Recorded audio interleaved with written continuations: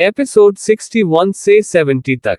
Hello दोस्तों, अब तक आपने पिछले एपिसोड में सुना कि रुद्र के व्यवहार की वजह से मन्नत की तबीयत बहुत ही ज्यादा खराब हो जाती है। वहीं रुद्र को इस बारे में कुछ भी खबर नहीं होता है। वह अपने ऑफिस में काम करने के बाद अपने घर के लिए निकल जाता है, इस बात से अनजान कि उसके घर में क्या हो रहा है। अब आगे थोड़ी ही देर में रुद्र सिंघानिया अपने घर पहुंच जाता है, लेकिन उसे घर के अंदर जाने पर थोड़ा अजीब लगने लगता है, क्योंकि आज घर में पूरी तरह से सन्नाटा छुराया हुआ था। पर जब भी वह आता था तो सभी लोग हाल में बैठे उसे दिखाई देते थे, लेकिन आज वहां कोई नहीं था। ये देखकर एक बार के लिए वो सोचने लगता है कि आखिर में सब कहाँ गए। फिर वह अपने कंधे उचकाकर अपने रूम की ओर बढ़ जाता है। उसे किसी से कोई मतलब नहीं था, वहीं इस बात से अनजान कि उसके कमरे में इस वक्त क्या हो रहा है। वह एक झटके के साथ अपने रूम का डोर ओपन करता है तो सीधे उसकी नजर अपने बेड पर जाती है। जैसे ही वह अपनी बेड की ओर देखता है तो गुस्से से उसकी मुट्ठियां बंध जाती है। वह गुस्से से चिल्लाते हुए बोलता है, व्हाट द हेल यू। लेकिन इससे पहले कि वह आगे कुछ बोल पाता, वहां पर बैठे सभी लोग जो रुद्र का ही इंतजार कर रहे थे, जो दूसरी साइड सोफे पर बैठे हुए थे, जो दूसरी साइड खड़े हुए थे, उन सबकी नजर रुद्र पर पड़ती है। तो गुस्से से रुद्र को दहाड़ता हुआ देखकर उन्हें आश्चर्य होता है, अब ये लड़का क्यों चिल्ला रहा है। लेकिन रुद्र इससे पहले और कुछ बोल पाता, वहां दादाजी की एक बहुत ही डरावनी आवाज गूंज जाती है, तुम्हारी हिम्मत भी कैसे हुई, और तुम अपने आप को क्या समझते हो। तुम्हारी हिम्मत भी कैसे हुई उसके साथ इतना बुरा व्यवहार करने की। तुम्हारी वजह से आज वह जिंदगी और मौत के बीच जूझ रही है। मुझे यकीन नहीं होता है कि तुम मेरे ही पोते हो। तो आज तो मुझे तुम्हें अपना पोता कहते हुए शर्म आ रही है। वहीं दादाजी की बातों को सुनकर रुद्र की आंखें छोटी हो जाती है। वह गुस्से से दादाजी की ओर देखने लगता है, उसने ऐसा क्या किया। तभी वह वहां खड़े सभी लोगों को ध्यान से देखता है। इस समय सभी लोगों की आंखों में डिसपॉइंट नजर आ रहा था। वहीं उसके भाई और खुशी, जिनकी आंखों में रुद्र के लिए आज कुछ अलग ही भाव दिख रहे थे। अक्षत, कुश और कार्तिक उसे ऐसे देख रहे थे मानो उसने कितना बड़ा जुर्म कर दिया हो। रुद्र को समझ नहीं आ रहा था कि यह लोग उसे इस तरह से क्यों घूर रहे हैं। आखिर में उसने ऐसा क्या कर दिया। तभी दादाजी गुस्से में बोलते हैं, मुझे शर्म आती है कि तुम मेरे पोते हो। तुम्हें अब भी अपनी गलतियों का एहसास नहीं है और किस तरह से तुम सबको घूर रहे हो। क्या तुम्हें कुछ समझ में आ रहा है कि क्या किया है तुमने। दादाजी के शब्द इस समय बहुत ही ज्यादा कठोर थे, जिससे रुद्र को गुस्सा आने लगता है। वह गुस्से में चिल्लाते हुए कहता है, इनफ इनफ। यह आप लोग सब क्या मुझ पर इल्जाम लगाए बैठे हो, और मैंने ऐसा क्या कर दिया। वैसे भी मुझे नहीं पता है कि मैंने ऐसा कुछ भी किया है, और मुझे अच्छे से यकीन है कि इस घटिया लड़की ने ही आप लोगों के कान भरे हैं। और देखो तो मेरे फैमिली वालों को कैसे एक ही दिन में उस घटिया लड़की के बहकावे में आकर आज मेरे खिलाफ ऐसे खड़े हैं जैसे मैंने कोई जुर्म कर दिया। वही दादाजी रुद्र के मुंह से ऐसी बातों को सुनकर हैरान रह जाते हैं। इसके कहने का क्या मतलब है। उस लड़की ने उन लोगों को क्या कहा। वह तो बेचारी अभी तक होश में ही नहीं आई है। इस समय मैं हूं मन्नत बेहोशी की हालत में अभी भी उसी तरह बेड पर लेटी हुई थी। तभी रुद्र गुस्से से उसकी ओर आगे बढ़ने लगता है। वह इस वक्त मन्नत को उठाकर बेड से नीचे फेंकने वाला था, लेकिन जैसे ही वह मन्नत को हाथ लगाता है तो एक पल के लिए वह भी ठिठक जाता है। इस वक्त मन्नत का शरीर बुखार से तप रहा था। उसे समझ नहीं आता कि वह क्या करे, लेकिन फिर भी वह अपने गुस्से के आगे सब कुछ भूल जाता है, और वह गुस्से में उसका हाथ पकड़कर उसे जैसे ही खींचने वाला था, तुरंत ही दादाजी आकर उसका हाथ पकड़ लेते हैं और कहते हैं, रुद्र तुम हद से आगे बढ़ रहे हो। मुझे भरोसा नहीं हो रहा है कि तुम ऐसा भी कर सकते हो। अरे वह इस घर की बहू है, जहां उसे मान सम्मान और इज्जत मिलनी चाहिए, वहां तुमने उसके साथ जानवरों जैसा व्यवहार किया है। तुमने उसे शादी की पहली ही रात मरने के लिए बाहर छोड़ दिया। एक बार के लिए भी तुम्हें शर्म नहीं आई? इतनी ज्यादा ठंड है, वह नन्ही सी बच्ची कैसे खुद को जिंदा रखे हुए थी। मुझे तो शर्म आती है तुम्हें अपना पोता कहते हुए। वहीं रुद्र को याद आता है कि उसने कल मन्नत को बालकनी में बंद कर दिया था। जैसे ही यह याद आता है, उसे थोड़ा अफसोस होने लगता है। लेकिन जैसे ही दादा की दूसरी बात वह सुनता है कि उसे शर्म आ रही है उन्हें पोता कहने पर, तो उसका खून खोल जाता है। वह गुस्से से दादाजी की ओर देखते हुए कहता है कि मैंने पहले ही आपसे कहा था कि आप मेरी शादी इस घटिया लड़की के साथ ना करें। फिर भी आपने मेरी बात नहीं मानी और उसी का नतीजा है जो आप देख रहे हैं। अब भी मैं आपसे कह रहा हूं कि चुपचाप मुझे डिवोर्स लेने दीजिए। फिर तुम्हारी इस 100 बेटी को कोई भी तकलीफ नहीं होगी। अगर आपने ऐसा नहीं किया तो आप सोच नहीं सकते हैं कि मैं इसके साथ क्या करूंगा। वहीं रुद्र की ऐसी बातों को सुनकर दादाजी को बहुत ही ज्यादा गुस्सा आ रहा था। वह ऐसे कैसे बोल सकता है? आखिर में इसमें उस नन्ही सी बच्ची का क्या दोष है? ये तो वही अपने बेटे की जिंदगी बचाने के लिए उसे अपने घर में लाए थे। इस नालायक को यह नहीं पता है कि इसकी जिंदगी खतरे में है। 2 बार यह मौत के मुंह से बच चुका है और यह सब इस बच्ची के कारण ही हुआ है और यह इसी को मारने की धमकी दे रहा है। इसे थोड़ा भी अंदाजा है। अगर उस बच्ची के हाथ अपने दिए वचन से बंधे ना होते तो आज ये शायद जिंदा यहां ना खड़ा होता। दादाजी अफसोस से अपना सर हिला देते हैं। वह क्या कहें? उन्हें कुछ समझ नहीं आ रहा था। इस वक्त उन्हें रुद्र पर इतना ज्यादा गुस्सा आ रहा था कि उनका मन कर रहा था कि वह उसके चेहरे पर जोर से थप्पड़ मारे जिससे वह अपने होश में वापस आ जाए। लेकिन वह ऐसा कुछ नहीं कर सकते थे क्योंकि उन्हें अच्छे से पता था, अगर उन्होंने थप्पड़ मारा तो रुद्र का रवैया कैसा होगा। वह फिर मायरा का, वह फिर मन्नत का जीना हराम कर देगा। वहीं रुद्र गुस्से से अभी भी दादाजी को घूर रहा था। तभी अक्षत आगे बढ़ते हुए बोलता है, भाई बस भी करिए। आपने जो किया है गलत किया है। भले ही आप उसे पसंद नहीं करते हैं, लेकिन हमारे संस्कार कब से इतने गिरे हुए हो गए कि आप किसी लड़की को इस तरह से टॉर्चर करेंगे। उसकी बात को सुनकर रुद्र का खून खौल उठता है। वह गुस्से से उसकी ओर देखता है और कहता है कि अब तू मुझे मेरे संस्कार सिखाएगा। कब से तू इतना बड़ा हो गया है? पहले खुद जिंदगी जीना सीख ले, उसके बाद तुम मुझे सिखाना।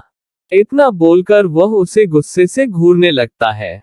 वहीं बेचारा अच्छा, वह अपने इस भाई के हरकत को अच्छे से जानता था। वह आगे क्या बोले, उसके पास तो बोलने के लिए कुछ बचा ही नहीं। उसके भाई ने तो उसे 1 ही मिनट में धो डाला। वह चुप हो जाता है। तभी रुद्र की मां मेनका जी आगे आती है और रुद्र को डांटते हुए कहती हैं, रुद्र तुम शांत हो जाओ। तुम्हारी यह हरकत सच में अच्छी नहीं है। हमें यकीन नहीं होता है कि तुम उस बच्ची के साथ ऐसा कर सकते हो। आखिर में उसकी गलती क्या है? तब रुद्र चिल्लाते हुए बोलता है, आप लोगों को उसकी गलती नहीं दिखाई देती है। उसी की गलती है, उसी की पूरी गलती है। मैं अच्छे से जानता हूँ। हुआ दादाजी को बहला फुसलाकर पता नहीं कैसे मैनिपुलेट कर चुकी है और अब वह मेरे संपत्ति पर आग गड़ाए बैठी है। उसे बहुत शौक चढ़ा है ना मिसेज रुद्र सिंघानिया बनने का, तो मैं उसका सारा शौक एक ही पल में उतार दूंगा। देखते जाए आगे आगे मैं क्या करता हूँ। वही उसकी इस धमकी को सुनकर विजय जी और राजीव जी अब गुस्से में आ जाते हैं और वह रुद्र को डांटते हुए बोलते हैं कि रुद्र अपने गुस्से पर काबू करना सीखो। इसमें उस लड़की का क्या कसूर है? शादी तो दादाजी ने करवाई है, तो तुम दादाजी से बात करो। उसे बिना मतलब का टॉर्चर करना बंद करो। देख रहे हो उसकी क्या हालत हो गई है। अगर कहीं उसे कुछ हो जाता तो हम क्या जवाब देते? तो रुद्र हंसते हुए बोलता है, जिसने पहले से ही अच्छे से प्लान बना के रखा है उसे कुछ नहीं होगा। देखिए ना कितनी मोटी चमड़ी की है, वरना इतने ठंड में कोई मासूम लड़की होती तो वह मर जाती। लेकिन देखो तो ये कितनी बड़ी बेशर्म है। क्या यह आपको मरी हुई दिख रही है? ये तो पूरी जिंदा है। वहीं अब दादाजी का शब्द टूट जाता है। वह जोर से चिल्लाते हुए बोलते हैं, रुद्र अपनी जुबान पे कंट्रोल करो। कहीं ऐसा ना हो कि तुम मेरे उस भयानक रूप को देखो जो मैं कभी किसी के सामने नहीं लाता हूँ। वहीं दादाजी के इतने गुस्से को देखकर अब सब लोगों को डर लगने लगता है। बात बहुत ज्यादा बढ़ रही थी। तभी इतने ज्यादा शोरगुल के बीच मन्नत धीरे धीरे हिलना शुरू करती है। जैसे ही खुशी की नजर मन्नत पर जाती है, वह जोर से चिल्लाती है, मॉम मॉम देखो भाभी को होश आ रहा है। वहीं जैसे ही खुशी की आवाज सब सुनते हैं तो वह लोग मन्नत की ओर देखने लगते हैं। अब सभी रुद्र को छोड़कर उसके बेड के चारों ओर खड़े हो गए थे। वहीं रुद्र गुस्से से तिलमिलाया जा रहा था। उससे बर्दाश्त नहीं हो रहा था कि उसके फैमिली वाले उसका इस तरह से केयर करें। उसका तो मन कर रहा था कि इसी समय वह उसकी जान ले ले, लेकिन वह दादाजी से मजबूर था। वह मन ही मन बोलता है, कर लो जितनी नौटंकी करना है, आगे आगे देखो मैं तुम्हारे साथ क्या करूंगा। वहीं जैसे ही मन्नत को होश आता है तो वह अपने आंखों को धीरे धीरे खोलने लगती है। लेकिन जैसे ही वह अपनी आंखें खोलती है तो एक पल के लिए हैरान रह जाती है। सभी घर वाले उसे घेर कर खड़े हुए थे। उसे समझ नहीं आता कि वह क्या कहे। फिर धीरे धीरे कर उसे रात की बातें याद आने लगती है। ये सब सोचते हुए उसका दिल भर जाता है। वह कल्पना में भी कभी नहीं सोच सकती थी कि उसके साथ ऐसा व्यवहार होगा। उसे नहीं पता था कि अब आगे उसे क्या कहना है और क्या करना है। वह उसी तरह खामोश होकर सबको देखती रही। तभी दादाजी आगे बढ़कर प्यार से उसके सर पर हाथ फेरते हुए बोलते हैं, बच्चा तुम्हें होश आ गया। तुम्हें तुम्हारी ऐसी हालत को देखकर मेरा तो दिल ही बैठ गया था। वहीं मन्नत जब दादाजी को देखती है तो उसकी आंखों में अजीब सी फीलिंग आ जाती है। उसे समझ नहीं आ रहा था कि वह सामने खड़े अपने इस दादाजी को क्या कहे। ये सारे फसाद की जड़ तो यही है। ना तो यह इसे शादी करने के लिए मजबूर करते और ना ही उसे किसी का ऐसे टॉर्चर बर्दाश्त करना पड़ता। फिर भी वह अपने मन ही मन बोलती है कि कोई बात नहीं, सिर्फ 2 महीनों की बात है। मैं अपने पत्नी धर्म को पूरे ईमानदारी से निभाऊंगी। लेकिन 2 महीने बाद एक भी दिन नहीं, मैं एक भी चांस नहीं दूंगी, किसी को नहीं दूंगी। ये सोचकर वह धीरे से अपनी पलकों को फिर से उसी तरह बंद कर लेती है। वहीं दादाजी सब कुछ समझ रहे थे। वह उसके दिल के दर्द को अच्छे से महसूस कर रहे थे। वह जान रहे थे कि आज वह कितनी ज्यादा बेबस है। वरना जिसे कभी कोई आंख उठाकर नहीं देख सकता, उसे कोई इतनी तकलीफ पहुंचा दे, वह उसके साथ क्या करेगी। दादाजी को खुद पर बहुत शर्म आ रही थी। जब मन्नत ने इस तरह आंख बंद कर लिया तो दादाजी को अच्छे से समझ में आ गया कि उसे इस समय एकांत की जरूरत है। तब दादाजी सबकी ओर देखते हुए कहते हैं कि चलो वह अब ठीक है, उसे थोड़ा एकांत में रहने दो, उसे इस समय अभी शांति चाहिए। इतना कहकर वह सबको बाहर चलने का इशारा करते हैं। वहीं दादाजी की बात सुनकर सभी मन्नत को एक एक बार देखकर बाहर निकलने लगते हैं।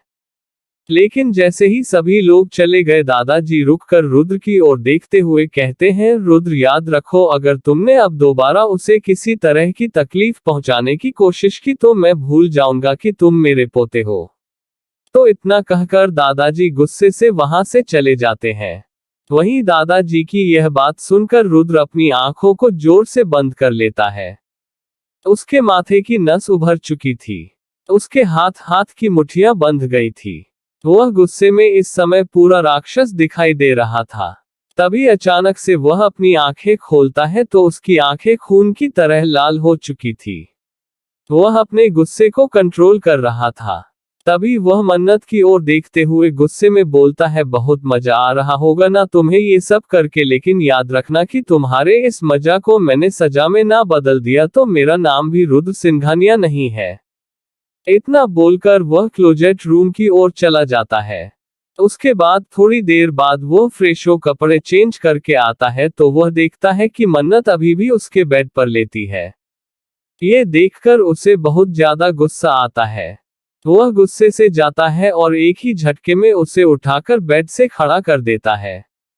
वहीं मन्नत के हाथों में ट्रिप लगी हुई थी, जिस वजह से उसके हाथों की नीडल निकलकर बाहर आ जाती है और मन्नत के हाथों से तेजी से खून निकलने लगता है।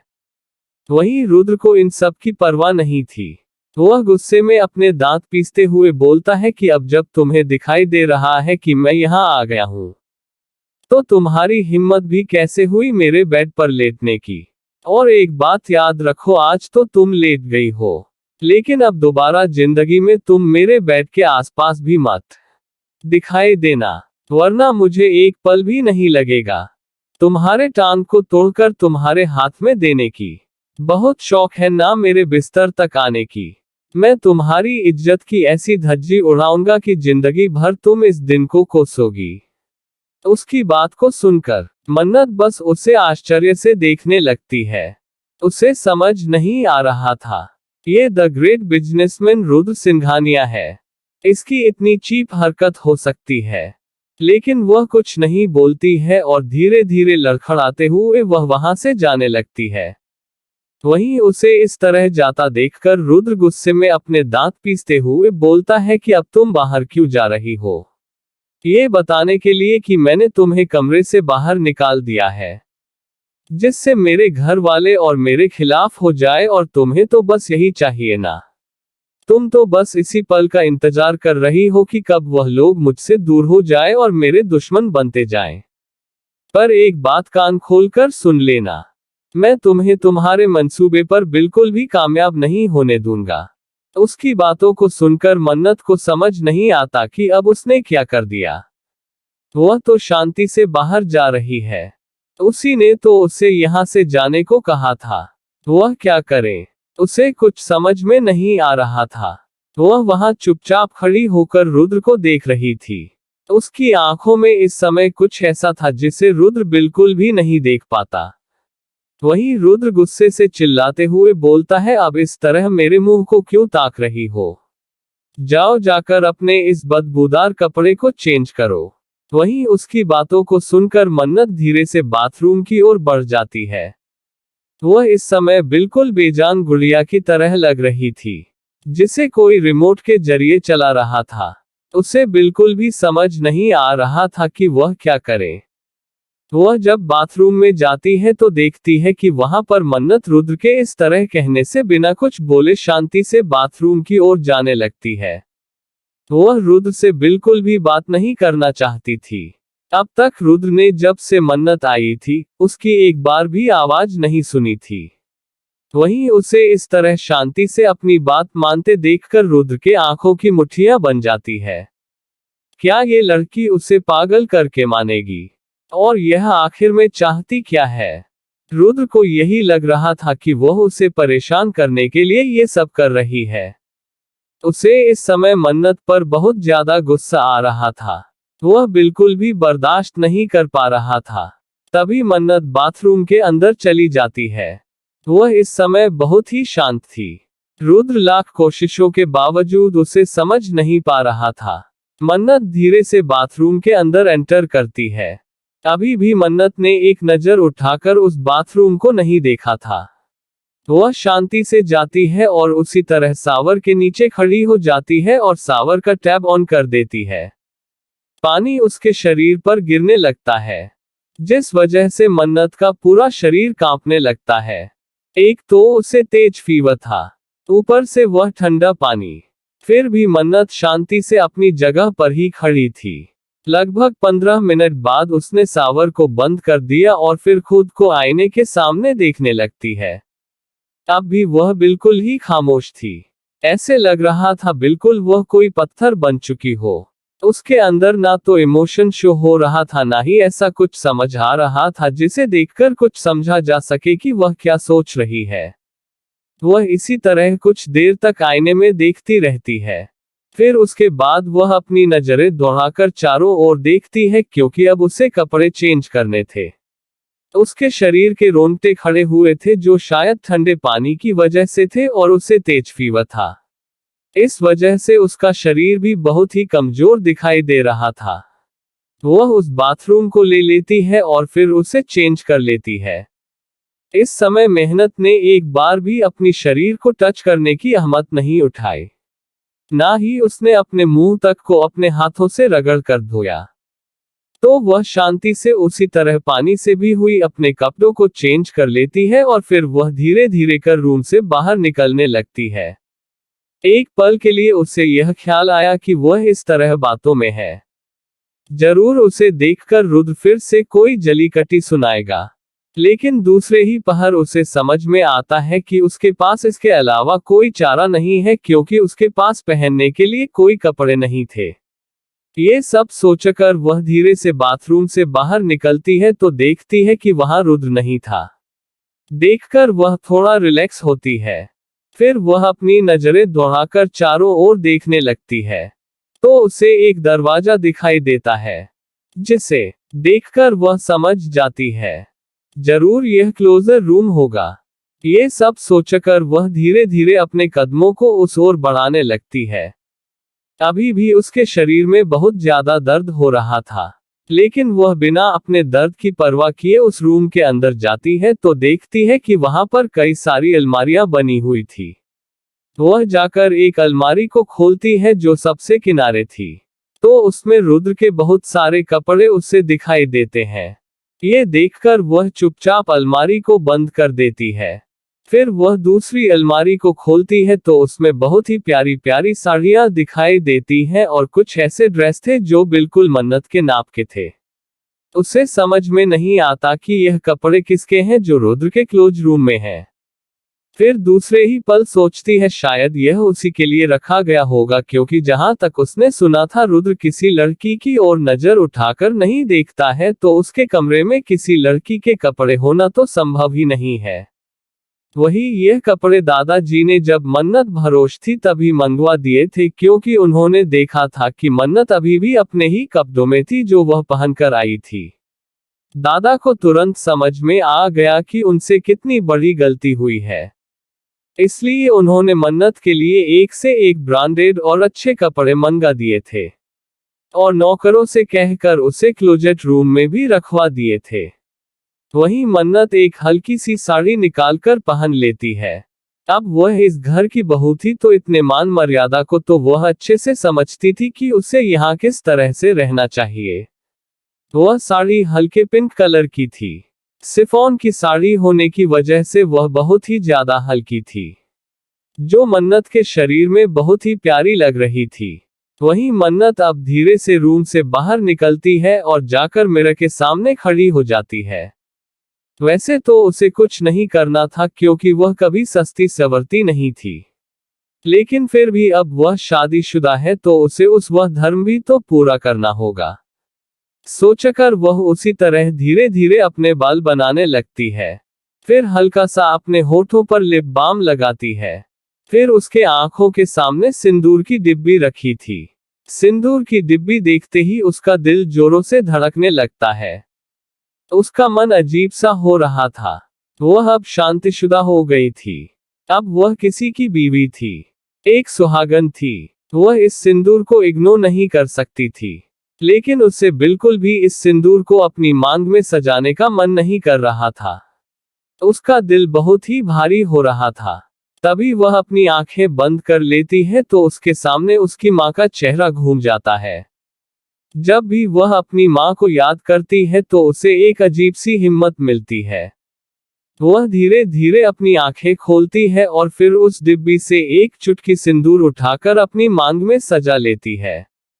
मंगलसूत्र तो उसने पहले से ही पहन रखा था। इतने में ही वह बहुत ही प्यारी लग रही थी।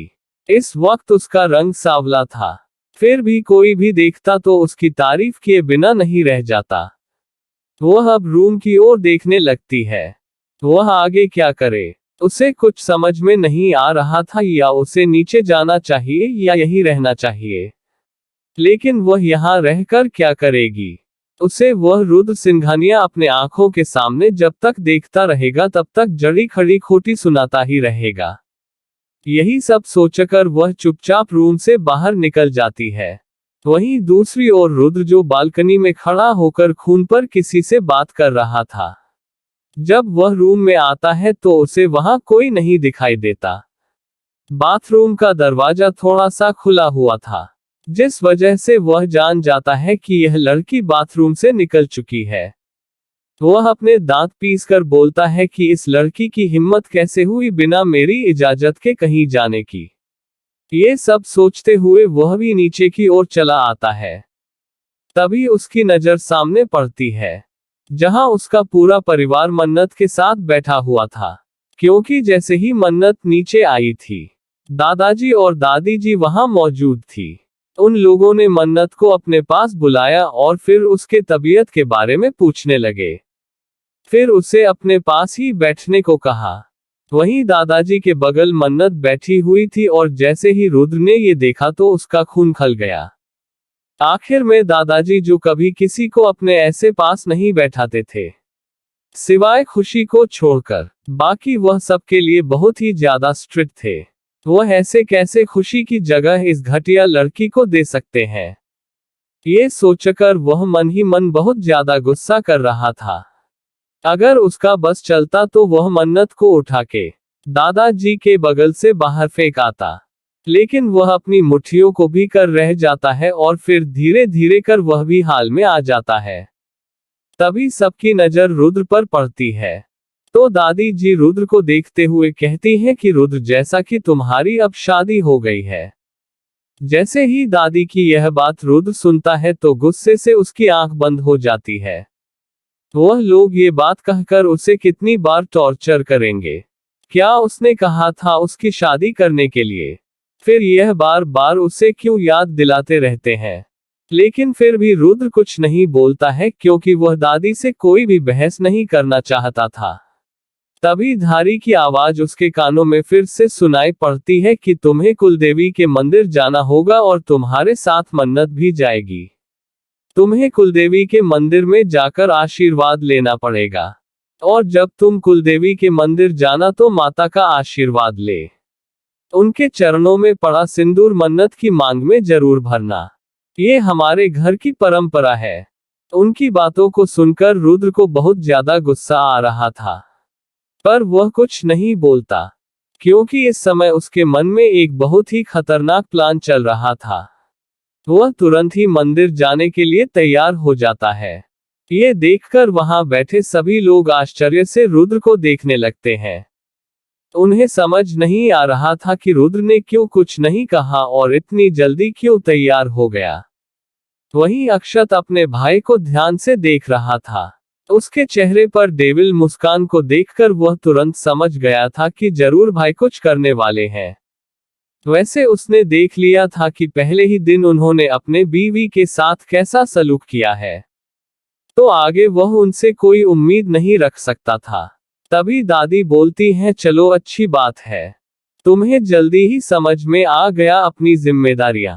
अब तुम अपनी जिम्मेदारियों को ठीक से निभाना भी सीख लो। दादी की बातों को सुनकर रुद्र बोलता है, क्यों नहीं दादी माँ, मैं अपनी जिम्मेदारियों को बहुत ही अच्छे से निभाऊंगा, आपको शिकायत का मौका नहीं दूंगा। वहीं इस तरह से रुद्र का रवैया देखकर मन्नत भी समझ गई थी कि उसके दिमाग में क्या चल रहा है। लेकिन मन्नत कुछ नहीं बोलती है। वह जो करना चाहता है कर ले, बस 2 महीने की बात है, फिर वह कुछ नहीं कर पाएगा। फिर वह देखेगी कि उसे क्या करना है। वहीं रुद्र प्यार से आकर मन्नत के साइड में बैठ जाता है और फिर उसकी ओर देखते हुए बोलता है, तो बीवी, क्या तुम तैयार हो चलने के लिए? ये बोलते हुए वह उसके हाथों को बहुत ही प्यार से सबके सामने पकड़ लेता है। लेकिन दूसरे ही पल वह अपना दूसरा हाथ भी उसके ऊपर रख देता है, जिससे किसी को मन्नत का छोटा सा हाथ नजर नहीं आता, और वहीं वह उसके हाथ को अपने दूसरे हाथ से इतनी जोर से दबाता है जैसे मानो उसकी हाथ की पूरी हड्डियां चूर चूर हो जाएंगी।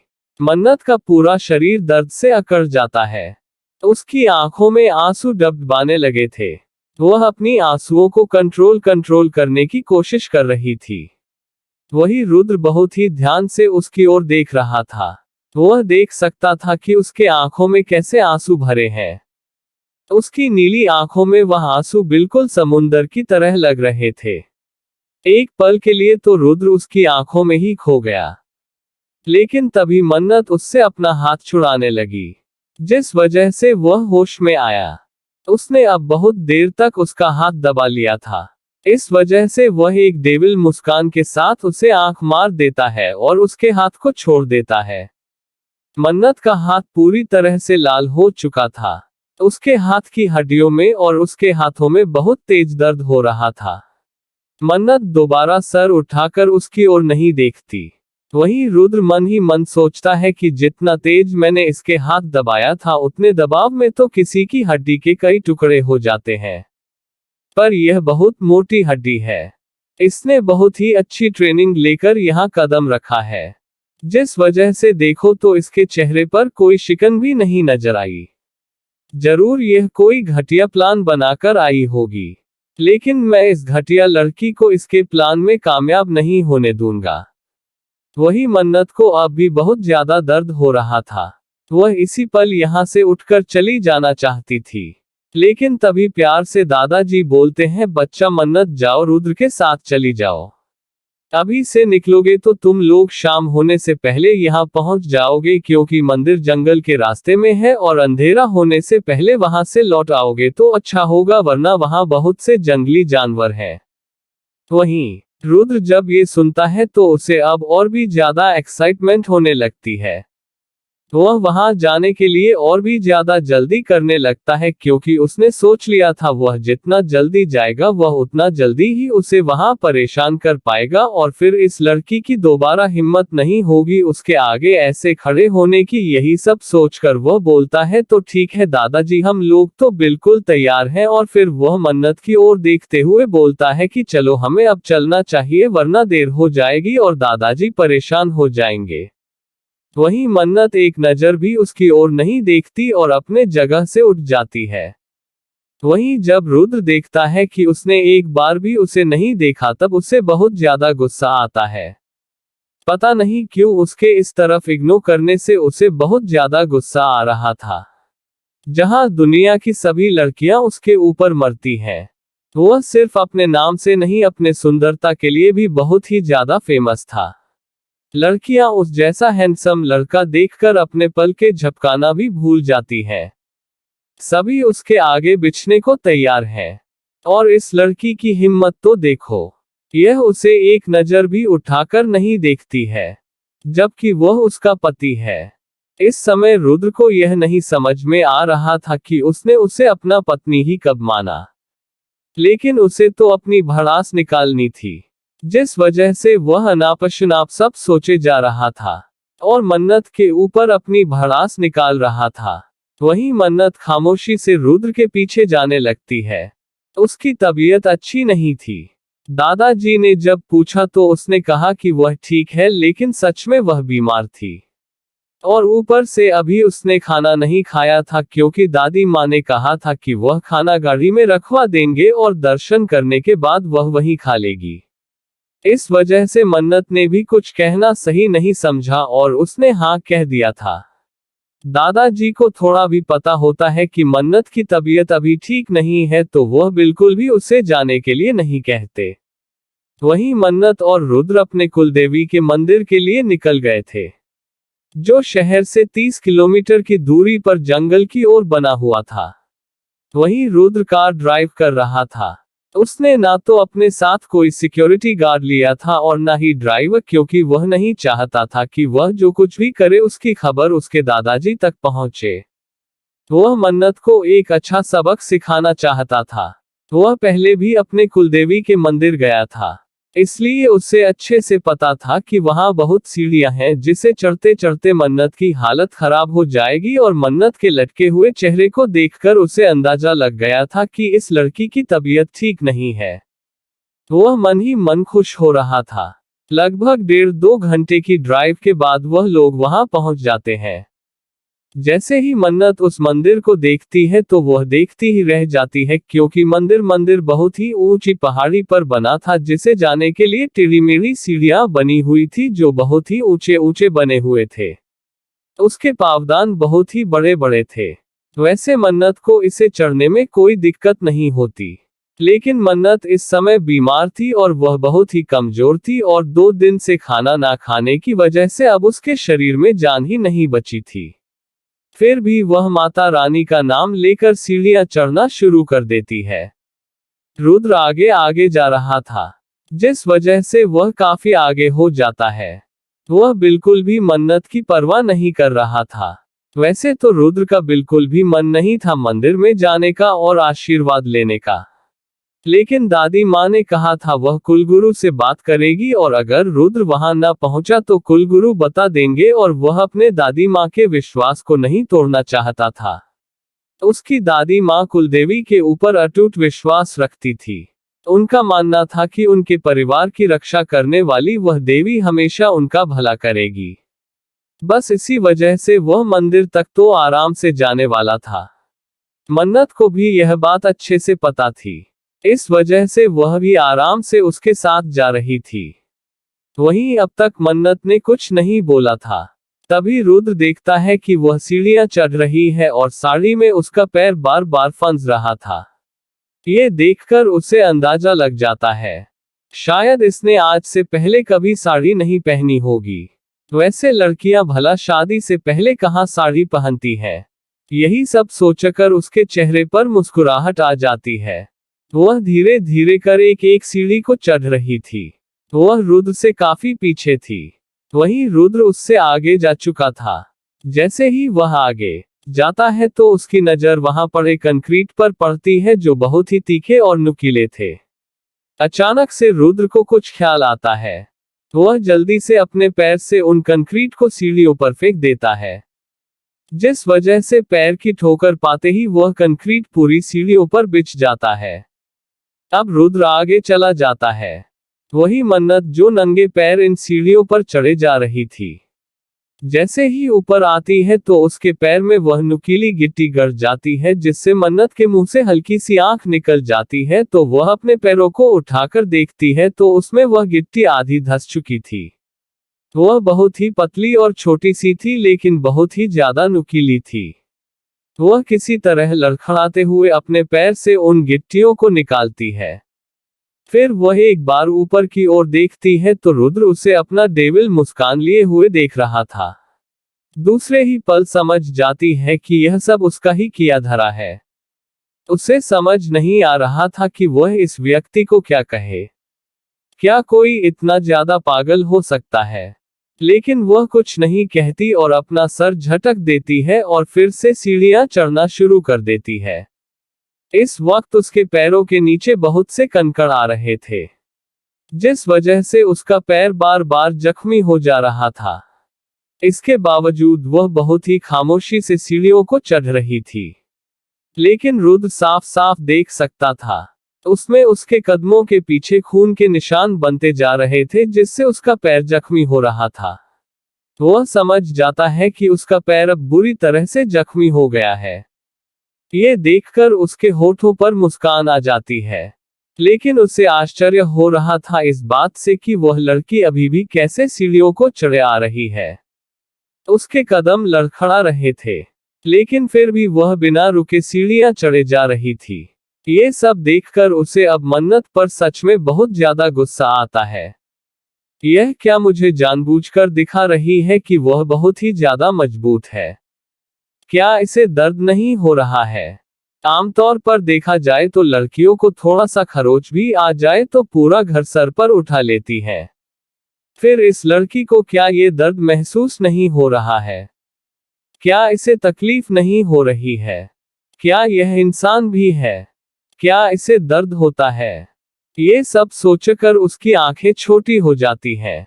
उसने सोच लिया था कि अगर यह उससे यह जता रही है कि वह बहुत ही मजबूत है तो वह उसे इतना टॉर्चर करेगा कि वह टूट जाएगी। लेकिन उसे क्या पता था कि मन्नत सिर्फ अपने वचन से बंधी हुई थी, इसलिए ये सब कुछ बर्दाश्त कर रही थी। उसने उसे अगर पति माना था, भले ही 2 महीनों के लिए, तो सच्चे दिल से माना था। इस वजह से वह उसे बर्दाश्त कर रही थी। लेकिन अगर यही हरकत अगर कोई दूसरे इंसान ने की होती तो अब तक मन्नत उसे हाथ पैर तोड़कर कहां गायब कर देती, उसे भी ना पता चलता। वहीं रुद्र देखता है कि अब भी वह चली आ रही है और उसके पैर से बहुत ज्यादा खून बह रहा था। ये देखकर एक बार के लिए उसका दिल पसीने लगता है और वह सोचता है कि वह कैसी हरकत करने लगा है। वह तो ऐसा नहीं था। क्या उसके अंदर इंसानियत नहीं रह गई है?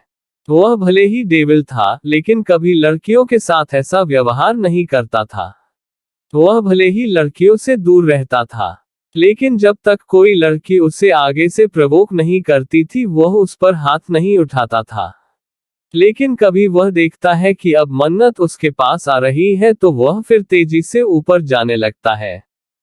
थोड़ी देर में वह लोग ऊपर पहुंच जाते हैं और फिर मंदिर के प्रांगण में जाते हैं। वहां कुलगुरु जी देखकर मुस्कुराते हुए बोलते हैं, प्यारे बच्चों, तुम लोग आ गए। मैं तुम्हारा भी इंतजार कर रहा था। मुझे तुम्हारी माँ ने पहले ही बता दिया था कि तुम लोग घर से निकल चुके हो। वहीं मन्नत और रुद्र आगे बढ़कर कुलगुरु जी का झुककर आशीर्वाद लेते हैं। दूसरे ही पल कुलगुरु जी की नजर मन्नत के पैरों के निशान पर जाती थी जो खून से छपे हुए थे। ये देखकर कुलगुरु जी की आंखें छोटी हो जाती है। फिर वह ध्यान से मन्नत के चेहरे को देखने लगता है। एक ही पल में कुलगुरु जी मन्नत को पहचान लेते हैं। वह कोई आम लड़की नहीं है। वह बहुत ही खास है।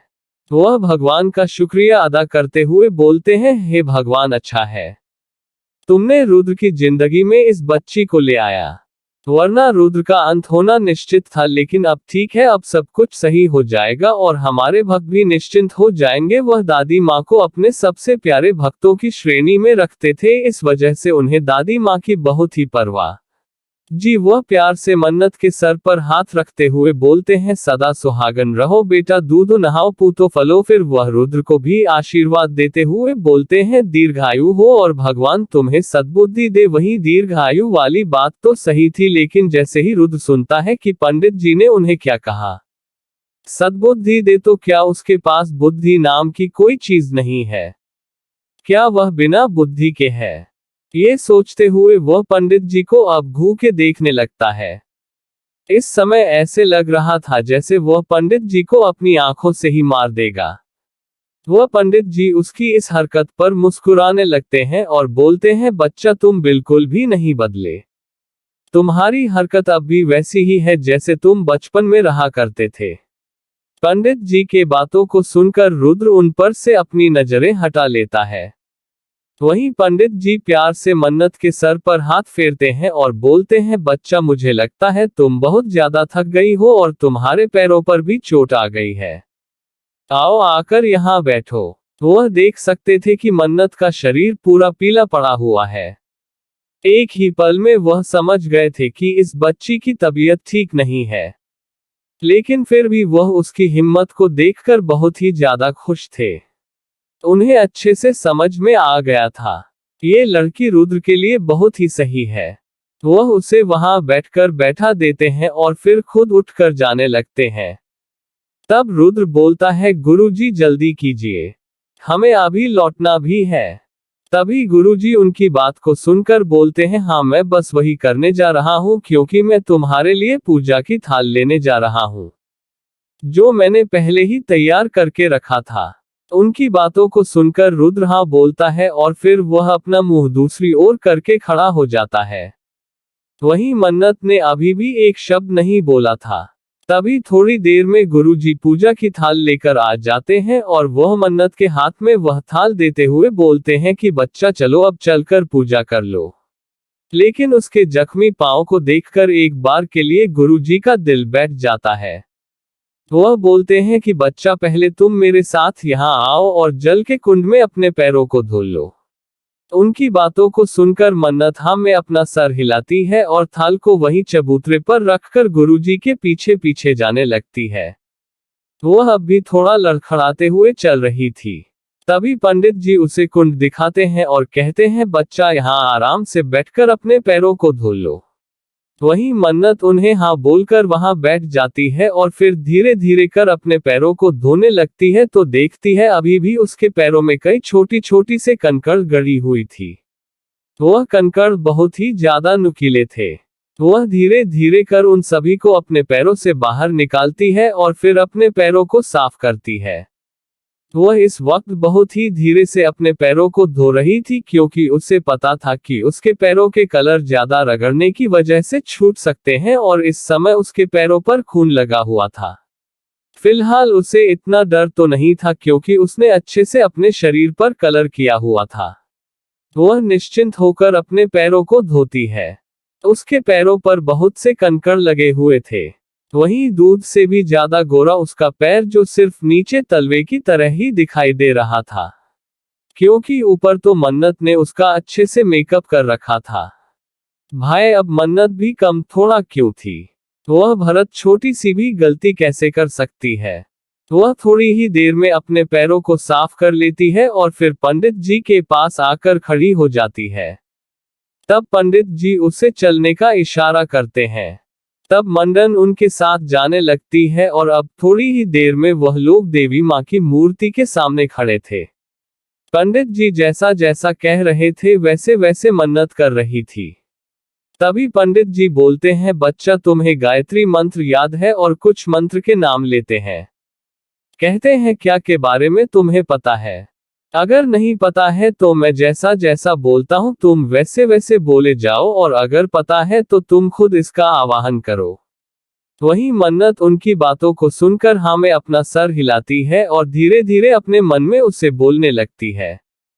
तब पंडित जी बोलते हैं, बच्चा क्या तुम इसे थोड़ा तेज नहीं बोल सकती हो? पंडित जी जानना चाहते थे आखिर में सिंघानिया खानदान की बहू क्या इन सब मंत्रों को जानती है? क्या उसे थोड़ा भी वेद और पुराण के बारे में कुछ पता है, क्योंकि यह ऋचाएं थी जो वेद पुराण में ही पाए जाते थे। वहीं मन्नत उनकी बातों को सुनकर उनकी ओर देखने लगती है। तब लगता है गुरुजी ने सोच लिया कि लगता है इस बच्ची को नहीं आता। तो वह मुस्कुराते हुए बोलते हैं, कोई बात नहीं बच्चा, ये बहुत कठिन काम है, ये कभी किसी को नहीं याद होते हैं। तो चलो मैं जैसा जैसा बोलता हूँ तुम वैसे बोलो। लेकिन इससे पहले कि जैसे गुरुजी पहला शब्द बोलते हैं उसके बाद ही मन्नत अपनी बहुत ही मीठी और मधुर आवाज में मंत्रों का उच्चारण करना शुरू कर देती है। एक पल के लिए तो पंडित जी हैरान हो जाते हैं। उन्हें बिल्कुल भी उम्मीद नहीं थी कि यह बच्ची इन सब ऋचाओं को भी जानती होगी। वहीं उसकी मीठी और मधुर आवाज को सुनकर अपने आप रुद्र की आंखें बंद हो जाती है। उसकी आवाज शहद से भी ज्यादा मीठी थी। रुद्र को बिल्कुल भी समझ में नहीं आया कि वह उसकी आवाज में खींचता चला गया था। लेकिन थोड़ी ही देर बाद जब मंत्र खत्म हो जाता है तब वहां एकदम सन्नाटा छा जाता है। रुद्र धीरे से अपनी आंखें खोलता है और एकटक उसके चेहरे को देखने लगता है। उसे समझ नहीं आता ये गोल्ड डिगर लड़की कितना ज्यादा तैयारी करके आई है कि उसने ये सब भी तैयार कर रखा है। उसे तो यकीन ही नहीं हो रहा था। अरे यार हद होती है, यानी हमारे ये रुद्र जी सोचने में किसी से पीछे नहीं है। वो एक परफेक्ट विलेन की तरह सोच रहे हैं। यानी उसे मंत्र आता है तो उसने उसकी भी तैयारी कर रखी है यार। हद है। आप लोगों को क्या लगता है? क्या रुद्र कोई बेवकूफ लग रहा है? लेकिन ऐसी बात नहीं है दोस्तों। इस समय गुस्से और अहंकार की वजह से वह सब कुछ देखना ही नहीं चाहता जो उसके आंखों से साफ साफ दिखाई दे रहा है। वह सबको बस पैसों में ही तोल रहा है। उसे लगता है ये लड़की उसके प्रॉपर्टी और उसके बिजनेस पर कब्जा करना चाहती है। इस वजह से उसकी जिंदगी में आई है। अगर उसे मन्नत की हकीकत पता चलेगा तब वह क्या करेगा? लेकिन इस सब बातों से अनजान मन्नत जैसा जैसा पंडित जी बोल रहे थे वह वैसे वैसे भगवान को अर्पण कर रही थी। थोड़ी देर बाद पूजा खत्म होती है। तब पंडित जी रुद्र को बोलते हैं, बेटा तुम माता रानी के चरणों का सिंदूर उसकी मांग में लगा दो। अगर तुम ये लगा दोगे तो याद रखना जन्म जन्मांतर तक वह तुम्हारी पत्नी बन जाएगी। ये सुनकर रुद्र का मुंह देखने ही लायक था। वह उसे एक पल के लिए इस जंग में नहीं बर्दाश्त कर पा रहा था। वह जन्म जन्मांतर तक कैसे उसे बर्दाश्त करेगा? ये सुनकर उसे अब पंडित जी के ऊपर गुस्सा आने लगता है। उसका मन कर रहा था कि वह पंडित जी को चिल्लाकर बता दे कि उसे इस लड़की में कोई इंटरेस्ट नहीं है। सिंदूर लगाने की तो बात दूर है। वहीं पंडित जी जब रुद्र को देखते हैं कि वह कुछ नहीं बोल रहा है, तो वह बोलते हैं कि बच्चा क्या सोच रहे हो, तुम बच्चे को सिंदूर क्यों नहीं लगा रहे हो। वहीं रुद्र पंडित जी की ओर ध्यान से देखने लगता है, फिर बोलता है, हाँ पंडित जी मैं कर रहा हूँ, लेकिन क्या आप थोड़ा दूसरी साइड चले जाएंगे। रुद्र की बातों को सुनकर पंडित जी मुस्कुराने लगते हैं। उन्हें लगता है कि रुद्र शर्मा रहा है, लेकिन उन्हें क्या पता था, रुद्र जैसा डेविल इंसान, शर्म और हया तो इसे दूर दूर तक छूकर नहीं निकलती है। वह मुस्कुराते हुए वहां से दूसरी ओर चले जाते हैं और पूजा के सामान को उठाना शुरू कर देते हैं। वहीं रुद्र अपनी तीखी नजरों से मन्नत को देखता है, जो अभी भी अपना सर नीचे किए हुए अपने हाथ बांधे खड़ी हुई थी। उसे समझ नहीं आ रहा था, क्या रुद्र उसकी मांग में सिंदूर भरेगा। वह दिल से चाह रही थी कि रुद्र उसकी मांग में सिंदूर ना भरे, क्योंकि वह नहीं चाहती थी कि वह इस रिश्ते में जन्म जन्मांतर के लिए बंधे और यह माता रानी का अपमान होगा। जिस रिश्ते में सच्चाई ही ना हो, भला उस रिश्ते को निभाने की क्या जरूरत। यही सब सोचकर वह मन ही मन मना रही थी कि रुद्र उसकी मांग में ये सिंदूर ना भरे। उसे इस व्यक्ति के साथ जन्म जन्मांतर का रिश्ता नहीं चाहिए था। वहीं उसकी सोच से बिल्कुल अनजान रुद्र पहले से ही सोच चुका था कि उसे इसकी मांग नहीं भरनी है, क्योंकि वह उसे एक पल भी बर्दाश्त नहीं कर सकता है। अगर रुद्र को पता चले कि इस वक्त मन्नत क्या सोच रही है, तो वह जबरदस्ती उसकी मांग में सिंदूर भर देता, लेकिन वह इस बात से अनजान अपने हाथों में सिंदूर को उठाता है और मन्नत के मांग के आगे ले जाता है। वहीं ये देखकर मन्नत का दिल जोरों से धड़कने लगता है। वह मन ही मन बोल रही थी, नहीं भगवान नहीं, आप मेरे साथ ऐसी नाइंसाफी नहीं कर सकते हैं। मैंने तो आपसे यह नहीं मांगा था। लेकिन तभी कुछ ऐसा होता है जिसे देखकर मन्नत की आंखें बड़ी हो जाती है। फिर भी वह कुछ रिएक्ट नहीं करती है, मानो उसने कुछ देखा ही ना हो। वहीं रुद्र ने जैसे ही सिंदूर उठाया, वह धीरे धीरे कर अपने हाथों को मन्नत के मांग के पास ले गया। लेकिन फिर वह मुस्कुराते हुए अपने हाथों को उसके मांग से पीछे करते हुए वह सिंदूर दोबारा से माता रानी के चरणों में फेंक देता है। और यह उसने इतनी जल्दी किया था कि किसी की नजर उस पर ना पड़े। वही मन्नत जब ये देखती है तो उसे समझ में आ जाता है कि रुद्र ने क्या किया, क्योंकि वह किसी की गतिविधियों को तुरंत ही नोटिस कर सकती थी। वहीं रुद्र के होठों पर बड़ी सी मुस्कुराहट आ जाती है और वह मन्नत के पास अपने चेहरे को लाते हुए बहुत ही धीरे आवाज में कहता है, तुम जैसी घटिया लड़की को मैं एक पल के लिए नहीं बर्दाश्त कर सकता हूँ। फिर तुम ये कैसे सोच सकती हो कि मैं तुम्हें 7 जन्मों के लिए माता रानी से मांगूंगा। वही मन्नत उसकी बातों को सुनकर अब नजरें उठाकर उसकी ओर देखती है, लेकिन मन्नत की आंखों में अभी भी सूनापन था। ऐसे लग रहा था जैसे उसे इस बात से कोई फर्क ना पड़ा हो। वहीं ये देखकर रुद्र का खून खोल उठता है। वह सबकी आंखें पढ़ सकता है, पर इस लड़की की आंखों को क्यों नहीं पढ़ पाता है। उसे क्यों नहीं समझ में आता है कि आखिर में इसके आंखों में क्या चल रहा है। जो गुस्से से बोलता है, तुम्हारे सपनों पर तो पानी फिर गया होगा ना। वैसे एक बात कहूं, तुम बहुत ही जल्दी मेरी जिंदगी से दूर चली जाओगी। मैं तुम्हें धक्के मारकर अपनी जिंदगी से बाहर निकाल दूंगा। तुम डिजर्व नहीं करती हो द ग्रेट रुद्र सिंघानिया को। तुम्हारे जैसी राह चलती लड़कियां अगर रुद्र की जिंदगी में आ गई तो द ग्रेट रुद्र सिंघानिया नहीं रह जाएगा। ये सब कहते हुए उसके चेहरे पर बहुत ही ज्यादा घमंड झलक रहा था, जिसे देखकर मन्नत बस अफसोस से अपना सर नीचे कर लेती है। वह अब तक में तो इतना समझ चुकी थी कि यह लड़का बहुत ही ज्यादा घमंडी और अहंकारी है। वह चाहती तो एक ही पल में उसके घमंड को तोड़ सकती थी, लेकिन वह ऐसा कुछ नहीं करेगी, क्योंकि उसे पता था जिस समय इसका घमंड टूटेगा तो वह खुद से अपनी नजरें नहीं मिला पाएगा। ये सब सोचते हुए वह अफसोस से अपना सर हिला देती है, लेकिन फिर भी वह रुद्र को कुछ नहीं कहती। वहीं उसे कुछ ना कहता हुआ देखकर अब तो रुद्र का पारा ही हाई हो जाता है। वह उसके हाथों को जोर से पकड़ते हुए कहता है, मुझे लगता है कि तुम पागल हो। क्या तुम्हें मेरी बातें सुनाई नहीं पड़ती? क्या समझ नहीं आता? पहले तो मैं सोचता था कि तुम गूंगी और बहरी हो, लेकिन अब जब तुमने बोल ही दिया और तुम्हारी आवाज मैंने सुन ली तो मुझे पता चल गया है कि तुम गूंगी तो नहीं हो। तो जाहिर सी बात है, गूंगी नहीं हो तो बहरी भी नहीं होगी। तो क्या तुम्हें मेरी बातें सुनाई पड़ रही है? मैंने तुमसे कुछ पूछा है। तुम मुझे इस तरह कैसे इग्नोर कर सकती हो?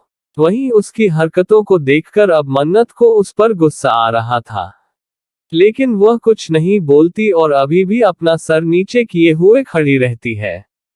रुद्र का तो मन कर रहा था वह उसे जोरदार खींच के तमाचा मार दे, लेकिन यह मंदिर था। आज तक कभी किसी ने रुद्र को इस तरह से इग्नोर नहीं किया था, जिस तरह से यह कल की आई हुई लड़की जो उसकी बीवी थी उसे इग्नोर कर रही थी।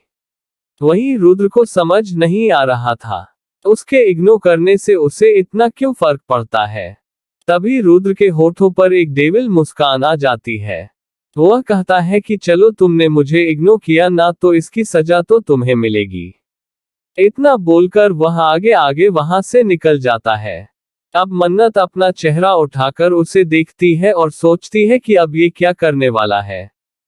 फिर वह अफसोस से अपना सर हिला देती है, क्योंकि उसे पता था वह चाहे जो कर ले पर इस पागल इंसान को वह नहीं रोक पाएगी। इस समय जो उसके आंखों पे पर्दा पड़ा है उस पर्दे को हटाना बहुत जरूरी था। पर मन्नत ऐसा कुछ नहीं करेगी, क्योंकि वह जितना ज्यादा उससे नफरत करेगा वह उतनी ही जल्दी उठे छोड़ेगा। दादाजी का एक शर्त था कि तलाक मन्नत नहीं ले सकती है, तलाक रुद्र को ही लेना पड़ेगा। वहीं रुद्र को ऐसा लग रहा था कि तलाक मन्नत ले सकती है, उसके तलाक लेने पर दादा उसे छोड़ेंगे नहीं। वहीं दादाजी ने रुद्र को भी कह दिया था कि जब तक मन्नत नहीं चाहेगी उसका तलाक नहीं हो सकता है। वह भूलकर भी तलाक लेने की कोशिश नहीं कर सकता है, वरना वह उसे अपनी पूरी जायदाद से बेदखल कर देंगे और यहाँ तक कि उसे सिंघानिया सरनेम से भी वंचित कर देंगे। ये सब बातें रुद्र के दिल को घर कर गई थी, जिस वजह से उसे मन्नत से बहुत ज्यादा नफरत हो गई थी। दादाजी ने तो दोनों के साथ एक अच्छा चाल चला था, वहीं इन सब बात से अनजान वह दोनों ही अपने जिंदगी में लगे हुए थे। एक कष्ट दे रहा था तो दूसरा कष्ट को सह रही थी। अगर रुद्र को थोड़ा भी पता होता कि दादाजी ने उस लड़की से तलाक ना देने का वचन लिया है और ये तलाक सिर्फ वही दे सकता है, तो वह तुरंत इसी क्षण उसे तलाक दे देता, लेकिन वह इन सब बातों से अनजान था। इस वजह से इस गलतफहमी के चलते उसे अब मन्नत को झेलना ही पड़ेगा। ये सब सोचते हुए उसका गुस्सा दिन पर दिन मन्नत के लिए खतरनाक होता जा रहा था। तभी मन्नत और रुद्र अब तक नीचे आ चुके थे। अभी तक रुद्र ने मन्नत के साथ कुछ नहीं किया था। ये देखकर मन्नत को अंदाजा लग गया था कि जरूर उसके साथ अब कुछ बड़ा होने वाला है। लगता है वह छोटे छोटे ट्रिक अपनाकर थक चुका है। तभी रुद्र उसे गाड़ी में बैठने का इशारा करता है। मन्नत चुपचाप जाकर गाड़ी में बैठ जाती है। दूसरे ही पल रुद्र अपनी गाड़ी को तेज स्पीड के साथ वहां से निकाल लेता है। इस वक्त रुद्र के चेहरे पर बहुत ही मीठी सी मुस्कान थी, जिसे तिरछी नजरों से मन्नत ने देख लिया था। वह समझ चुकी थी कि कुछ खतरनाक चल रहा है। उसने तुरंत ही अपने फोन से एक मैसेज भेज दिया था। उसे पता था यहाँ नेटवर्क नहीं है, लेकिन उसका फोन भी ऐसा था जो किसी भी जगह पर चलाया जा सकता था। वैसे ऐसे ही वह मन्नत नहीं थी, वह एक डेविल क्वीन थी जो पूरी तैयारी से बाहर जाती है। वहीं इन सब बातों से अनजान रुद्र अपनी खुशी में ही डूबा हुआ था।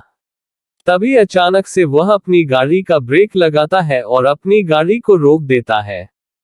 दूसरे ही क्षण वह अपनी गाड़ी से उतरकर मन्नत की साइड जाता है और तुरंत गाड़ी का दरवाजा खोले एक झटके के साथ उसे गाड़ी से बाहर निकाल देता है। ये देखकर मन्नत को कोई आश्चर्य नहीं होता है, क्योंकि उसे पता था कि अब आगे क्या होने वाला है। वहीं जैसे ही वह मन्नत को गाड़ी से बाहर निकालता है, दूसरे ही क्षण वह उस तरफ का दरवाजा बंद कर देता है और फिर एक मुस्कुराहट के साथ मन्नत की ओर देखते हुए बोलता है, तो मेरी प्यारी पत्नी जी, अब आपका पति आपसे कुछ कहने जा रहा है। उसे ध्यान से सुनो। जैसा कि आप मेरी पत्नी है, मेरी अर्धांगिनी है, तो आपको मेरे सारे कहने मानने होंगे। ये तो आपको अच्छे से ही पता होगा। इसलिए अब आप मेरे ऑर्डर को फॉलो करेगी और मैं यहां से जा रहा हूं। जैसे मर्जी हो वैसे घर चली आना। और खबरदार, जो दादाजी से कुछ कहने की कोशिश किया तो मेरे घर में किसी को इस बारे में पता चला तो तुम सोच भी नहीं सकती हो कि मैं तुम्हारे साथ क्या करूंगा। वहीं मन्नत उस पागल इंसान को देख रही थी, जो इस वक्त कितने प्यार से अपना हक जता रहा था। इस वक्त मन्नत को उस पर हंसने का मन कर रहा था, पर वह कुछ नहीं कहती। अभी भी वह अपनी नजरों को नीचे किए हुए खड़ी थी। ये देखकर अब रुद्र को बहुत ज्यादा गुस्सा आता है। वह उसका हाथ मोड़ते हुए बोलता है, लगता है भगवान ने तुम्हारे मुंह में जबान नहीं दिया है, या फिर ये तुम्हारा कोई ड्रामा है। मुझे अच्छे से पता है, ये नौटंकी मेरे सामने चलने वाली नहीं है। इसलिए मैंने जो कहा है उसे तुमने अच्छे से सुना होगा। तो मेरी बातों को भूलकर भी नहीं भूलना, वरना एक पल भी नहीं लगेगा तुम्हें घर से धक्के मारकर बाहर निकालने में, और फिर तुम्हारे सारे सपने धरे के धरे रह जाएंगे, जो सपने लेकर तुम इस सिंघानिया मेंशन में आई हो। इतना कहकर वह उसके ओरल डेविल लुक देता है और फिर चला जाता है। लेकिन इस समय वह बहुत ज्यादा फ्रस्ट्रेटेड था। आखिर में ये लड़की किस मिट्टी की बनी है। वह जब भी कुछ बोलता है या उसे परेशान करता है तो वह पलटकर क्यों नहीं जवाब देती है, और वह क्यों इस तरह खामोशी से सब कुछ सुन लेती है। उसे इस वक्त मन्नत पर बहुत ज्यादा गुस्सा आ रहा था। उसका मन कर रहा था कि वह अभी वापस लौट कर जाए और उसका गला दबाकर उससे पूछे कि आखिर में वह ऐसा क्यों करती है, लेकिन फिर किसी तरह वह अपने गुस्से को रोकते हुए बोलता है कि मुझे क्या पड़ी है। वैसे भी वह जो करना चाहती है करे। मुझे उस जैसी घटिया गोल्डीगर लड़की से कोई मतलब नहीं है। वह मेरे टाइप की बिल्कुल नहीं है, और मैं उसे इतना परेशान कर दूंगा कि वह खुद ही मेरी जिंदगी से थकहार कर भाग जाएगी।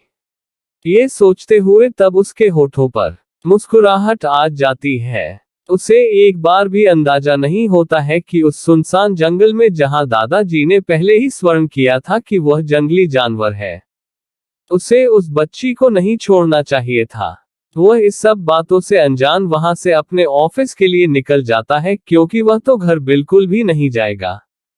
अगर वह घर गया तो वह क्या जवाब देगा कि वह पागल लड़की कहाँ है। इसलिए उसे ऑफिस जाना ही ठीक लगता है। तब तक में वह लड़की किसी तरह घर पहुंच जाएगी। वैसे भी वहां से शहर लगभग 10 से 15 की मी था, और अगर 10 से 15 की मी ऐसे अपने जख्मी पैरों से चलेगी तो उसको उसकी नानी याद आ जाएगी। यही सब सोचते हुए वह मुस्कुराते हुए अपने ऑफिस की ओर निकल जाता है। वहीं मन्नत, जो बस बेचारगी से उस ओर देख रही थी, उसे समझ आ चुका था कि अब वह व्यक्ति उसकी ओर मुड़कर देखने वाला नहीं है। ये सोचकर वह अफसोस से उन्हीं जगह पर बैठ जाती है। तभी उसे कुछ दूर एक महिला और एक व्यक्ति जाते हुए दिखाई देता है। वह लोग जब एक प्यारी सी बच्ची को वहां बैठे हुए देखते हैं तो वह रुककर उससे पूछने लगते हैं, बच्चा, तुम इस जंगल में क्या कर रही हो? वह उनकी ओर देखती है। अब वह क्या बताए कि उसका पति उसे यहाँ मरने के लिए छोड़ गया है। तो वह बोलती है कि मैं शहर की ओर जा रही हूँ और मैं चलते चलते काफी थक गई थी, इसलिए बैठकर यहाँ आराम करने लगी। तभी वह दोनों लोग बोलते हैं कि बच्चा ठीक है, फिर जल्दी से तुम यहाँ से निकल जाओ, क्योंकि शाम होने वाली है, और शाम होते ही यहाँ बहुत ही खूंखार जानवर घूमने लगते हैं, जो बिल्कुल भी किसी पर रहम नहीं करते हैं। वह इंसानी जिस्मों की महक से ही यहाँ आ जाते हैं, और यह एरिया बहुत ही ज्यादा खतरनाक है, इसलिए तुम यहाँ से जल्दी ही निकल जाओ। ये कहकर वह दोनों लोग गांव की ओर जाने लगते हैं। वह दोनों इस समय अपनी साइकिल में थे। अभी अंधेरा होने में टाइम था, इसलिए उन्हें पता था कि वह आराम से गांव पहुंच जाएंगे। शायद वह दोनों शहर से आ रहे थे। वहीं मन्नत उनकी बात सुनती है और अपना सर हाँ में हिला देती है।